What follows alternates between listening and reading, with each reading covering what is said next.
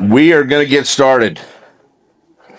All right, we want to welcome to the podcast, Mr. Sterling Drake. Thank you for having me. Well, thanks for coming. Yeah.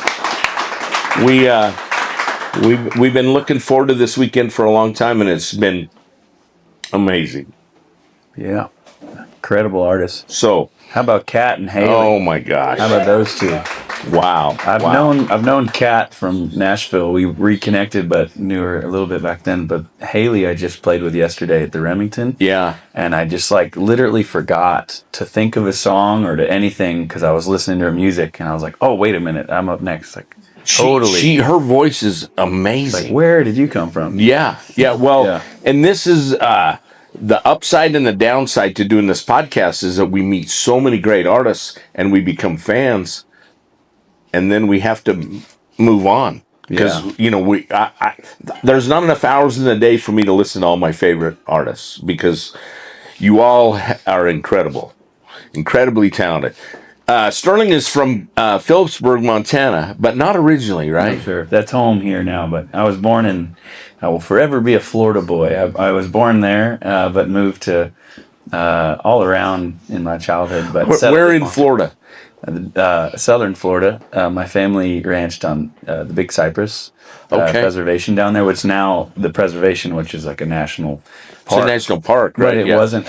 My grandfather ranched there from the 50s, and we've been able to keep little bits and pieces of it. But now it's part of the park, and then just north of the highway there, Alligator Alley, is Indian reservation there. So right, that country. And my mom's family's from Miami area, so that was a hot mix right there. Oh, you gotta love that. It's like a hillbilly, and my mom is like a Miami girl. So is she got some Cuban blood? Me, but is she got some Cuban blood? No, she doesn't. Although her name is Benita, which people think that I am because of that. But well, we have some very, very good friends from Florida.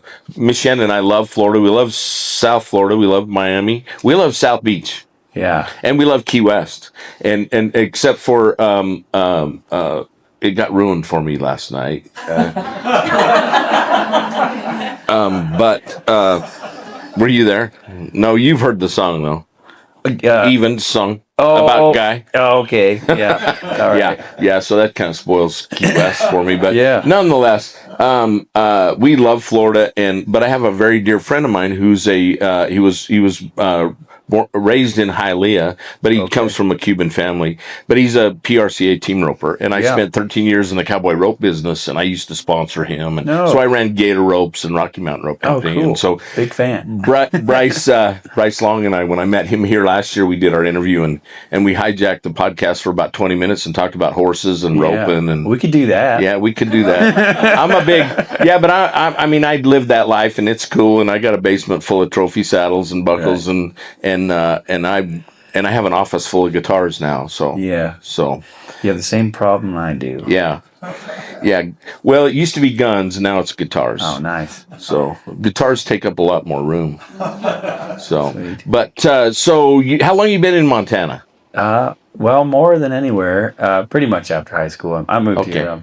I'd made the journey west and wiggled away, and I have a problem. I like to travel a lot, so I've moved around a bunch. Settled in Ovando, Montana, if anybody knows Ovando.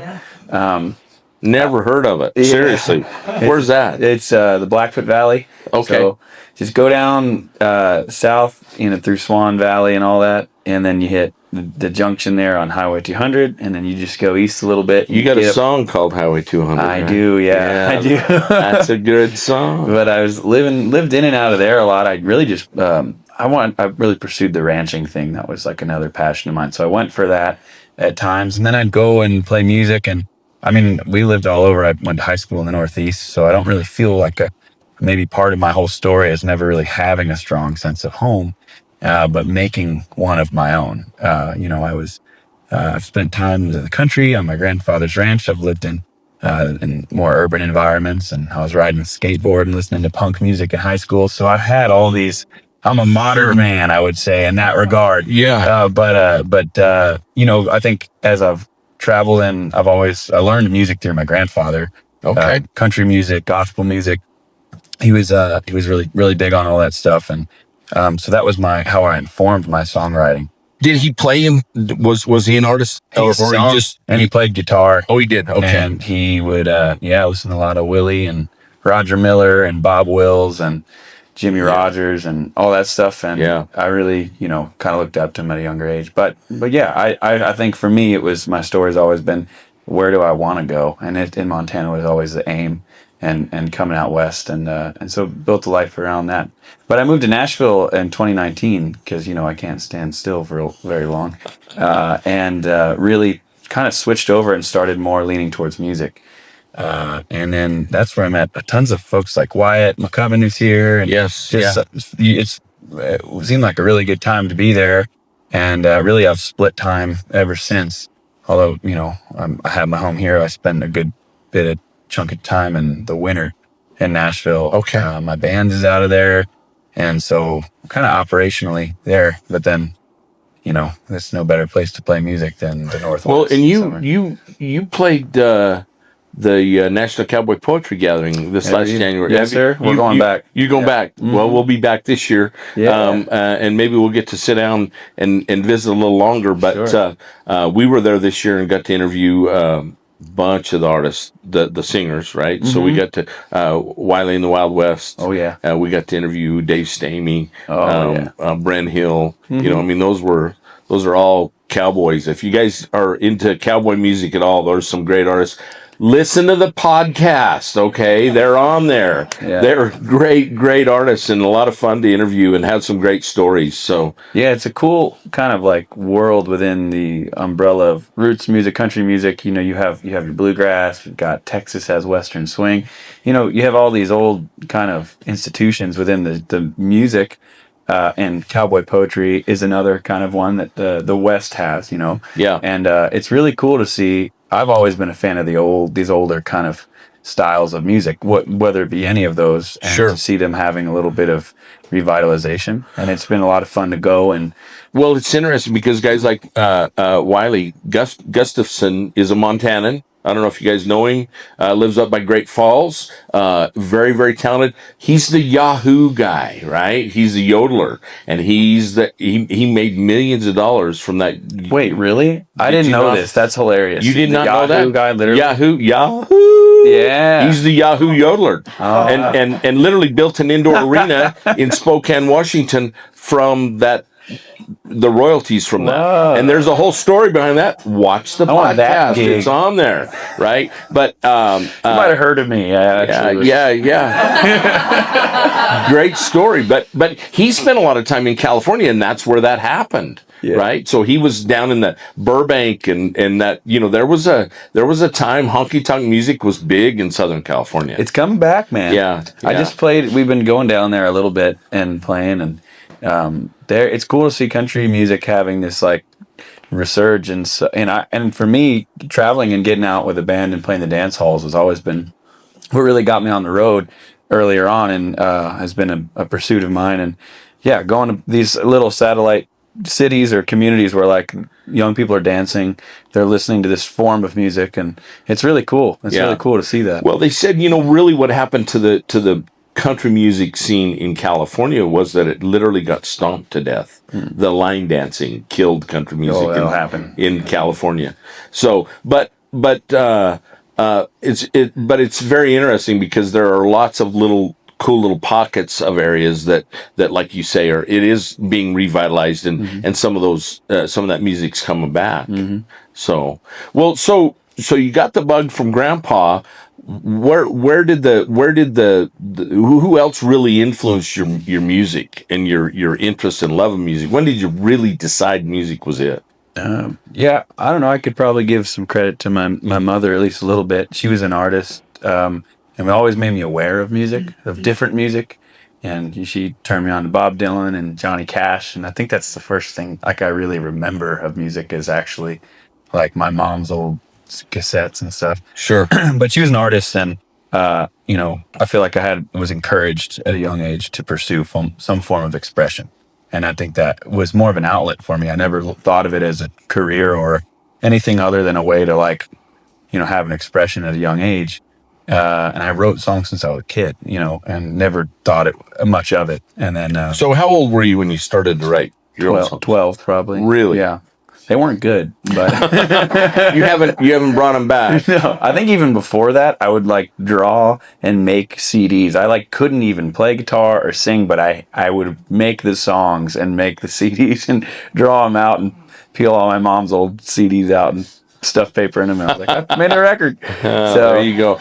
There's lots of them available now because nobody can play them anymore, right? So we use them for coffee coasters. Yeah. You know, but It's all the vinyl these days. well, you know, and that's another thing that's come back, right? Wait long enough, and it all comes back around, right? Those of Yeah. us who are old enough to really see things cycle back. My wife's never given away or gotten rid of any of her old clothes because she, you know, in the next decade, this is coming back. So, yeah. But have you had the opportunity to work with some of the artists that you really wanted to work with, or that you'd like to work with? Yeah, in some capacity. I mean, it's really cool as you start to get out and travel to either get to meet some of these folks Sure. and like at least, yeah. I mean, and sometimes they're not folks that were like really high in your mind. They're just people that were a step ahead of you, Sure. and that could like almost highlight a path to, you know what, this is possible. Like when guys like Coulter Wall broke, if anybody knows Coulter Wall, like it made Huge Coulter fan, yeah, he's my age exactly, and right? you know, there are moments along And a ranch boy, yeah, ranch guy, right? just up the road, yeah. Yeah. But you know, you see other folks, and they're just, you know, they're a little bit before you, and it shows that this is possible. And whether it's that, when I first moved to Nashville, one of my like first friends I had was a gal who just moved there at the same time, and she was living in her van. And her name's Sierra Farrell. I don't know. Oh my gosh, yeah. Like, she's incredible. But she's one of my first friends there, and I was like, this girl's crazy. But she's awesome. She's still a little crazy. But right? I've seen her do it. She went from the van to like living in an RV in the backyard of a studio to living in a house with a bunch of bikers to then like living in a mansion and do the whole thing. And, you know, and so maybe it's like, what's even cooler is to see your peers like start to gain traction, or people like Kat or Wyatt McCubbin. I met him when we were first kind of starting to do it. And he had just moved into town, and it's really cool to see folks grow. So I think that's honestly probably the most encouraging. Yeah. Well, those are some great names and some great, very talented artists. Sierra and Wyatt. You know, I mean, I didn't really know much about Wyatt till we got here. Yeah. Unfortunately, but I knew more about him than I knew because I'm a Zach Top fan. Big Zach Top fan. You did some Zach Top. Yeah. And he just had 9 cuts on Chase Rice's record that came out 2 days ago. So I'd say Wyatt's doing pretty good. Wyatt's gonna be okay. He can trade in them bib overalls for some real jeans. Yeah, my favorite thing that people will say to you, maybe, you know, a lot of people just are not aware of how the music industry works, or if they haven't heard of you, they just think like, you know, one day you'll get there. They'll say in an Uber ride or something like, well, I'm really rooting for you, man. Like, really hope one day you'll get there. But I think I could say for a lot of the songwriters here, it's like I feel like I've already arrived because I'm doing it. We're in the moment. We're like paying the bills and making a life, and, you know, providing for our families and our, through our art. And I think that's success there. Everything else is secondary. And so, but I think hopefully one day Wyatt will get there one day. I'm hoping. Well, I'm hoping Wyatt's going to be okay. Yeah, I'm with you. We don't want to see him have to go back to Ohio. Right? Yeah, we'd hate to see that. Yeah, but no, you know, it's cool to once again to see you guys and have success and to be able to make a living and doing what you love. And we have interviewed everybody from somebody who just getting started to those who have made it. You know, 2 weeks ago we sat down with Pam Tillis. I mean, what a cool experience that was, you know, and, you know, to have grown up in the industry and look at, you know, somebody like Marla Cannon Goodman, who spent her whole life and who Pam used to babysit Marla when she was a little girl, right? So, you know, to hear those stories and to see where they've come and you know, the success they've achieved is cool. Absolutely. Very cool. Yeah. So what we had the chance to listen to some of your music. I love that Highway 200. Is that what? Yeah. I wrote that years ago. I was living in a motel room off of Highway 200. I had moved back from Nashville in the middle of COVID. Everything shut down. I was like, well, guess I'll go back to cowboying. And so I moved back out here. It was got whatever job I could find last minute. And my girlfriend at the time that I'd met in Nashville, she was thinking about coming out here and joining me. And it was a little bit of a preface to like, I know you've seen it on the movies, but like, let me just let you know what you're in for. I think Ovando. Let me explain the winners to you. Yeah, I think Ovando is a town of 48 people, and it's like most famously known for like grizzly bear fatalities. So, no, but yeah, I don't know. It was just a funny little song I wrote. I had a leaky faucet in my motel room, my house, whatever, and when you live in a little square for 6 months through the middle of the winter, there, just like night cabin or whatever, you're just like. That noise of that faucet just drove me insane, and I woke up in the middle of the night and just wrote a song around the whole thing, and it kind of was like the straw that broke the camel's back. But I wrote that before I was really taking music very seriously. I recorded it, and the next day you drove a long ways to get to Home Depot, right, to get a new faucet for the sink. Pretty much. Yeah. No, but and then I moved back to Nashville and started really doing it. I put that out for fun. It's funny when you try really hard at music. I took a real stab at first and it really wasn't landing. And then when I took a step back and just like, that's when it starts to actually, those connections and opportunities start to come. Well, when you gosh damn it, Byron, I'm having a hell of a time here. When you go back to having fun, right? Yeah. I think for a lot of people, it is serious. It's a job, but then again, you have to be able to make fun of it on some level. And I think not every artist is like Aaron, right? Aaron's got this innate ability to make fun of everything. I say he's like a modern day Roger Miller, and there's something about that humor. Yeah, it's harder to do. It takes an intelligence to be able to do that. Yeah. Sure. Speaking of grizzly bears, I was looking. I was going to do a post this morning, and I was looking for some music to put on this post, and I wanted to add Aaron because we got to interview him yesterday, and he has a song about grizzly bears. Of course he does. Did you all know he has a song about grizzly bears? We has one about bumblebees. We know about that one, right? Yeah. So, have we got any questions in the audience?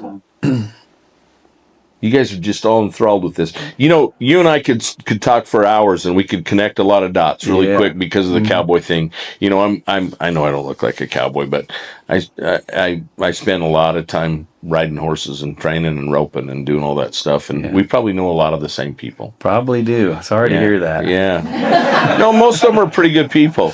Yeah. Most of them are pretty good we got people. A pretty big Rolodex together compared to the music side. It's cool to meet people that know a little bit of both. And Yeah. I'm just honored to be here, man. Aaron is incredible. I've met him years ago, and I was in Nashville for a while writing and trying to do the Music Row kind of thing. Did you have a publishing deal? I was working with Demolition Music over there for a while, and I was not really. Aren't those rappers or something? No, it's all sorts of like I would say more of the commercial lane. And I was there for a while, and after a while I realized a lot of the stuff that I'm writing is not really meant for anybody else to sing. Like if I believe in these songs and no one else is going to believe them as much as I do, and maybe it's my type of writing, but it's very autobiographical or from what I observe, whether it's through the story of like making somebody else's perspective, but it's what I'm seeing. And I really enjoyed being stepping into that artist role of the songs. And then a lot of them are about traveling and the stuff you see on the road. Yeah. And so I've really gotten a lot of value out of being on the road and playing new places, meeting people. We've been to Europe, I think, like 3 times now in the past 2 years, and we're going back next month. Fun. And whether it's Iceland, rural Ireland, whether it's Texas, New York State, wherever, people are a lot more similar than we think we are. Oh, yeah. And music is this like one thing that we can come together on in a world where everybody's on their phones and everybody's so divided. The ritual of playing music in a gathering is something that we have lost because of the commercialization of music. So I found so much joy in just like, I don't care if it's a small church in Iceland or it's like a dance hall in Texas or it's in the middle of a city somewhere. If people are coming together, the music allows us to be vulnerable and allows us to see the human in people. And instead of like dividing and othering everybody, we come together, and that's the best thing. Well, I think you couldn't have put it better. I mean, music affects all of us differently, right? But it is the James Dean Hicks. I got to interview him last year in Livingston, and James Dean said, "Music is the salve that heals all." That's right. So, yeah,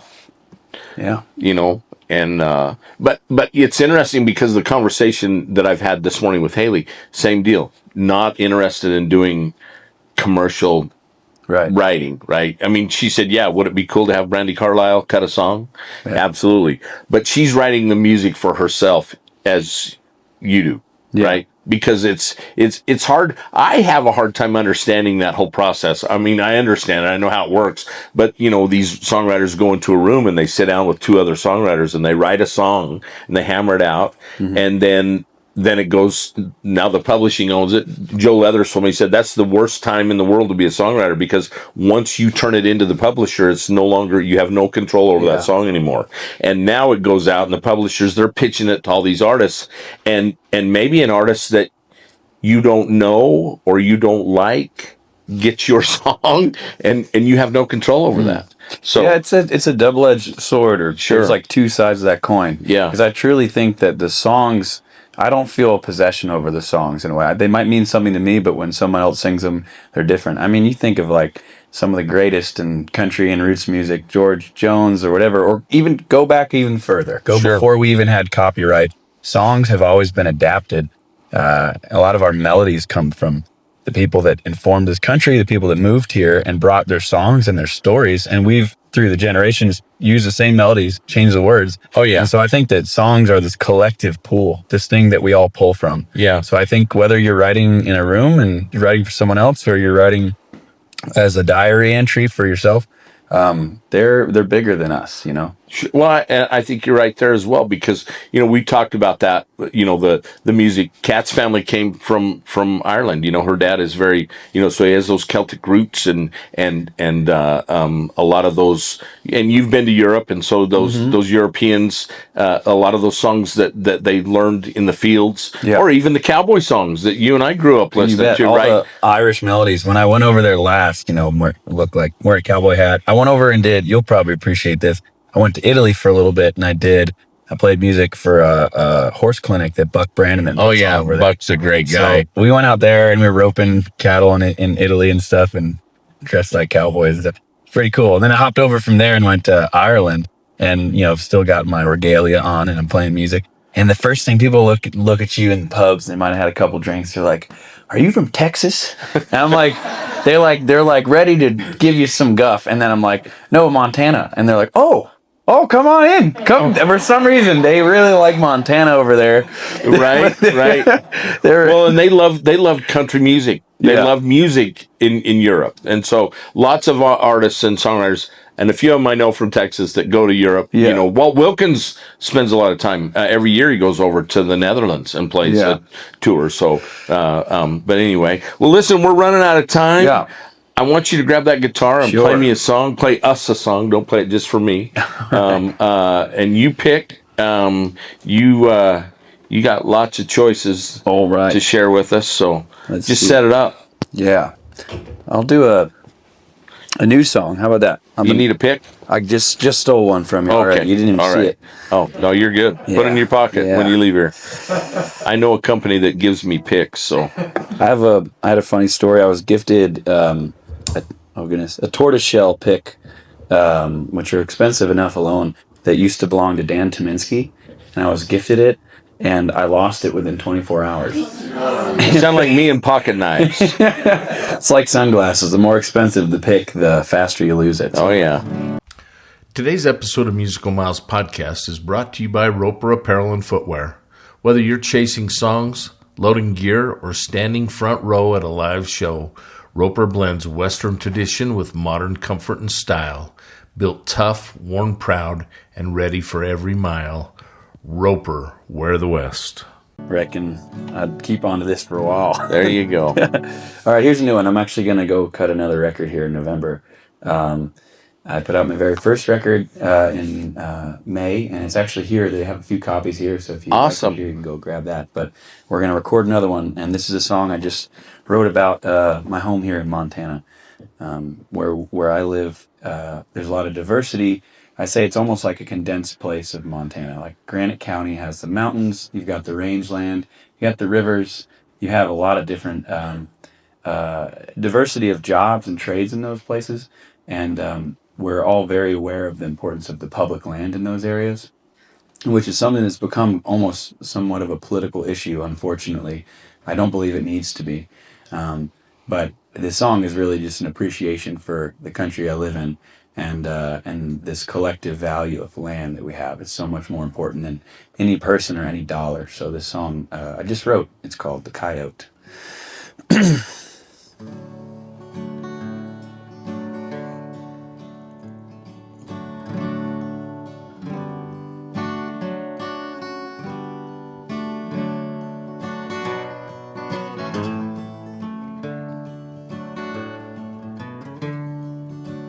There's a cool north wind that will swallow you in and bring you close to heaven, where the bull elk's call means the break of the fall. My home is in the valley, where the front range is wide and meets the great divide, where the eagles and thrushes lay claim to the sky, where the winters are mean, where the grizzly is king. My home, she is abounding. But there's fear in the trees, and death in the breeze, and greed lays sight on the mountain peaks, and I cannot ignore what the land will endure, while my home, she is calling to me.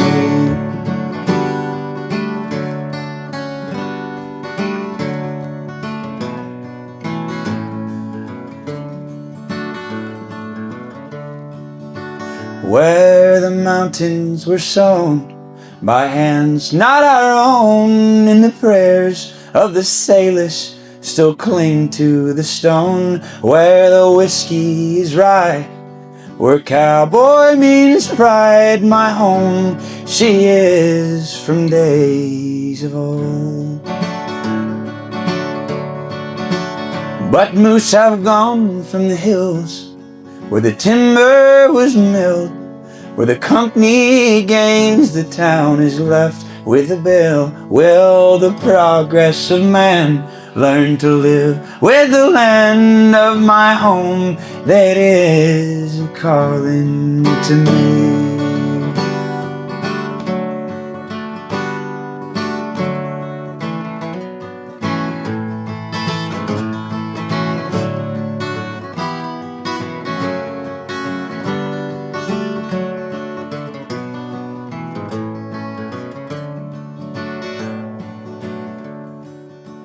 Now there's fire on the plains, ore stripped from the veins, and there's big empty homes where cattle would graze, and in the wake of it all, the coyote stands tall, and she cries for the home that's calling to me.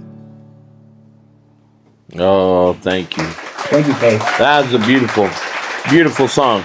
Put your autograph on that guitar for me somewhere. Maybe up. If there's not a spot on there, put it on the shoulder there somewhere. This is not legally binding. This is not legally binding. What am I signing? This is a Teton guitar. So they're an Idaho company, and they're so gracious to supply us with guitars to have you guys play and then autograph, and then we hang them in our office, or we occasionally give them away. That one's gonna stay in my office because it's got Dean Dillon on there, and Billy Montana, and Eric Pasley, Paul Overstreet. and Sterling Drake. That's right. And Kat Higgins. And Haley. Yeah. And soon to be Jess Jacoy. Oh, yeah. Sterling, thanks so much. bet. We've enjoyed visiting with you. Love your music. Look forward to listening to more of it. I got a 7.5 hour drive home. Maybe I'll get to listen all the way through. Yeah. Yeah. You'll get. We got a lot of music to listen to, as you all do. Where can they find your music? Anywhere my social avatars are doing the good work for me. On social media, my name is Sterling Drake, and you can find me on the internet at sterlingdrakemusic.com. I'm actually about to start a support tour for Kelsey Walden. I don't know if there's any Kelsey Walden fans. She was practically raised by John Prine. She's from Kentucky. Wow. We're starting in Vancouver. We're going down through Seattle, parts of Washington, and then Oregon. So if you're from out there, maybe I'll see you there. Perfect. Yeah, and thank you guys so much for hanging out and listening to a bunch of artists. This is cool. Yeah, this is way cool. Yeah. We need to get you in Idaho.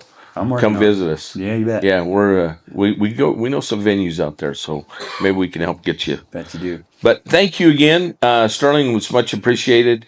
Thank you again. I'm not done. Y'all can stay if you want. This coffee and conversation is over, but it's not over. Jess Jacoy's up next. Tamara is going to be here in a few minutes, and so Jess has got a new album. We're going to talk about that. She's just a sweet girl and a good friend of mine. So sounds great. Thanks for coming. You bet.